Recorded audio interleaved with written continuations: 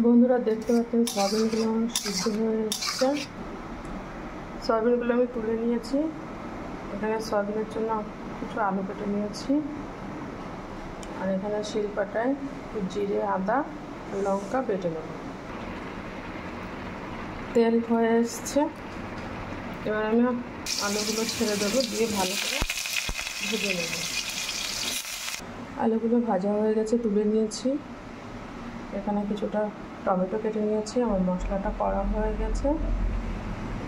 এই গরম তেলের মধ্যে আমি একটু জিরে ফোড়ন দিয়ে দেবো, আর একটা শুকনো লঙ্কা, তেজপাতা ফোড়ন দিয়ে দেবো। ফোড়নটা ফুটে গেলে ভালো করে ভেজে নেব। কিছুগুলো লবণ একটু করে দিয়ে দিলাম, ভেজে রাখা আলুগুলো দিয়ে দিলাম, মশলা করে রেখেছিলাম সেটা দিয়ে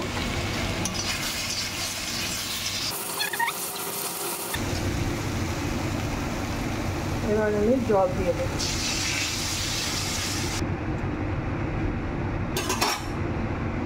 সামান্য একটু চিনি দিয়ে দেবো, একটু গরম মশলার গুঁড়ো ছিটিয়ে দিলাম, দিয়ে নামিয়ে ফেললাম।